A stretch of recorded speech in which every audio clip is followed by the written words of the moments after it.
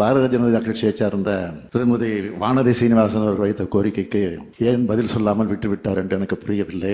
அவர் ஒரு கோரிக்கை வைத்தார். கோவையில் நூலகம் அமைக்கப்படும் என்ற அறிவிப்புக்கு நன்றி தெரிவித்துவிட்டு அது எங்கே அமையவிருக்கிறது, எவ்வளவு நிதி ஒதுக்கப் போகிறீர்கள், எப்பொழுது ஆரம்பிக்கப் போகிறீர்கள், எந்த காலத்தில் அந்த பணிகள் எல்லாம் முடிவடையும் என்று ஒரு கேள்வியை கேட்டார்.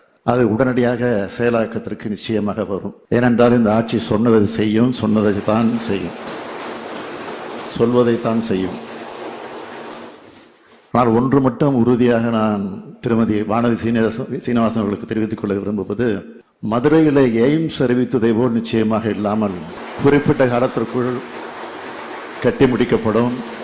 அதுவும் நான் குறிப்பிட்ட தேதியை குறிப்பிடுகிறேன். ஜனவரி மாதத்தில் 2026 ஜனவரி மாதத்தில் அது திறக்கப்படும். திறக்கப்படும் நிகழ்ச்சிக்கு உங்களுக்கு முறையாக அழைப்பு வரும். நீங்களும் அந்த விழாவில் வந்து கலந்து கொள்ள வேண்டும் என்று கேட்டு விடைபெறுகிறேன். மாண்புமிகு முதலமைச்சர் அவர்கள்.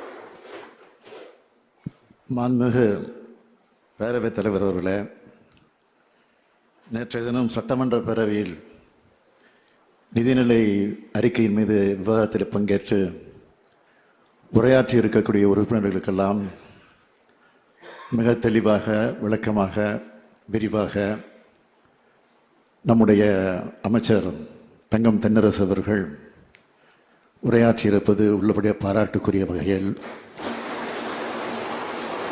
அமைந்திருக்கிற காரணத்தால் என்னுடைய வாழ்த்துக்களை மனதார நான் தெரிவித்துக் கொள்ள விரும்புகிறேன். நேற்றைய தினம் விவாதத்தின் போது சில குறிப்பிட்ட சட்டமன்ற உறுப்பினர்கள் வைத்த வினாவுக்கு விளக்கம் சொல்லியிருக்கிறார்.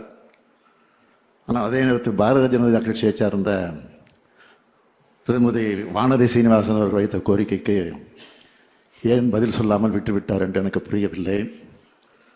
அவர் ஒரு கோரிக்கை வைத்தார்.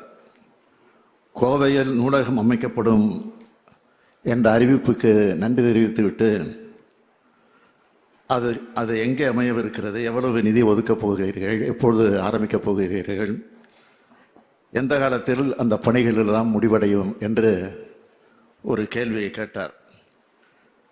அது உடனடியாக செயலாக்கத்திற்கு நிச்சயமாக வரும். ஏனென்றால் இந்த ஆட்சி சொன்னதை செய்யும், சொன்னதைத்தான் செய்யும், சொல்வதைத்தான் செய்யும். எப்படி மதுரையில் உலக தரம் வாய்ந்த கலைஞர் நூலகம் குறிப்பிட்ட காலத்திற்குள் கட்டப்பட்டு திறந்து வைக்கப்பட்டிருக்கிறதோ, அதேபோல் சென்னையில் கலைஞர் பல்நோக்கு சிறப்பு மருத்துவமனை, மதுரை அலங்காநல்லூரில் ஜல்லிக்கட்டுக்காக ஏறுதழுவுதல் அரங்கம் அமைக்கப்பட்டிருக்கிறதோ, இன்னும் சில தினங்களில் நம்முடைய கலைஞர் நினைவிடம் அமையவிருக்கிறதோ, அதேபோல் அவைகளெல்லாம் சொன்னபடி நிச்சயமாக இந்த ஆட்சி நடக்கும்.